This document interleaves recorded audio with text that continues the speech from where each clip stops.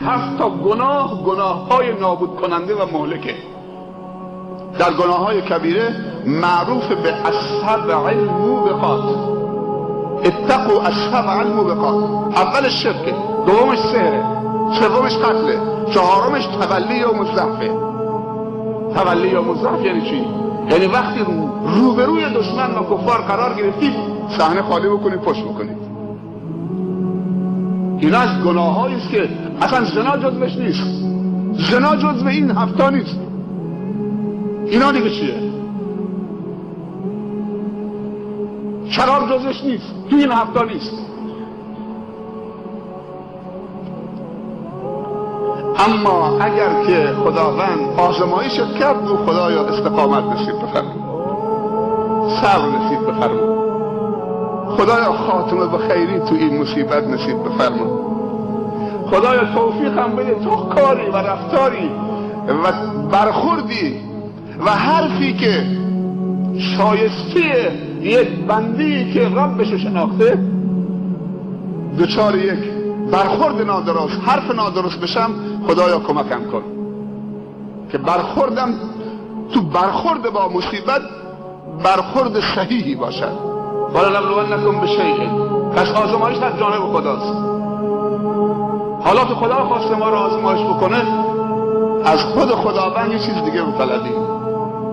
گفته اون قدرتی که میتونید این سختی ها رو تحمل بکنید اسمش صبره. از من بطلبید صبر بر طاعت خدا، صبر از معصیت خدا و صبر بر ابتلاء خداوندی. از صبر بر آزمایش 3 تا صبره. و صبرم وقتی از خدا میطلبید صبر جمیل بطلبید. فاصبر صبرا جمیلا. صبر جمیل چیه؟ توبه نصوح داریم و صبر جمیل داریم. صبر جمیل که خداوند تأکید میکنه فاصبر صبرا جمیلا. صبر جمیل به صبری میگن صبر زیبا که فقط با الله درد دل بکنید، نه اینکه شکایت الله پیش خلق خدا بکنید. با الله هر کسی آمد خونمون سفره دلمون رو باز میکنیم. دیواری کوتاه‌تر از دیوار ما نبود. میگم شکر خدا و خدا الحمدلله. بریم مریضی پشت مریضی، بیماری پشت بیماری. نمیدونم این همسایه ما یک رکعت نماز هم نمی‌خونه، هر روزم بچه‌هاش مستن، روز به روز کلوفتر میشه، سالمتر میشه. ما که همیشه تو مسجد و نماز میخونیم اون یه بحث دیگه است. استدراج بهش میگن. سنستدرجهم من حیث لا یعلمون و املی لهم ان کیدی متین. عجله برای خودکشی نکن. با مشکلی که تو زندگی میاد عجله برای خودکشی نکن. خداوند یک تعبیر زیبایی داره. لا تقتلوا انفسکم ان الله کان بکم رحیما. خدا به شما رحیمه. شاید اون ساعت 0 تو میخواد خودکشی بکنی، خداوند مشکلتو میخواد صبرتو نگاه بکنه تا امیدت از بندگان خدا قطع بشه. فقط امیدت به خدا باشه. همون لحظه میخواد فرجی بیاد. حالا تو خودکشی کرد تموم شد. این انا لله و انا الیه راجعون سرمایه امشب چنین مشکلات و بنبستایی رو باز میکنه.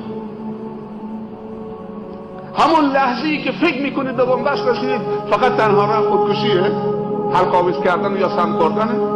خداوند چه تعبیر زیبایی داره. میگه لا تقتلوا انفسکم ان الله کان بکم رحیما. با مشکلات خودتون رو نکشید. با سختی بلا فاصله دست به خودکشی نزنید. خداوند به شما رحیمه.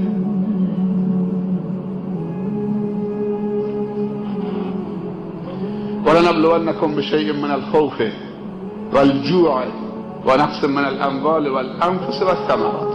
خوب دقت بکنید. 5 تا رو گفت.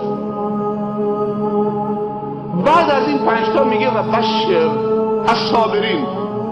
سبحان الله. 5 تا سختی و مشکل و آزمایش رو پیش کرد، بعد میگه بشر. خب شما همه سختی برای من میفرستید، آزمایش برای من میفرستید، بعد میگه بشارت به تو. اگر صبر کنید. سبحان الله. پس این امتحانی که خداوند میکنه با این سختی هایی که نام برد، بعدش بشارته. بشارت برای خوشحالی میدن یا برای ناراحتی؟ بعدش بشارته. و بشر، این قرآن باز کنید، و بشر الصابرین، یعنی با صبر همه چی درست میشه. حالا پاداش صبر چیه؟ انما یوفی الصابرون اجرهم بغیر حساب.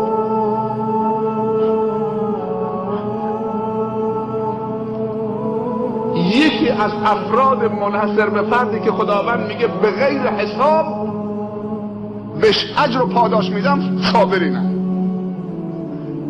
اینا افراد معدودن که خداوند چه؟ اونها رو به غیر حساب پاداش میده.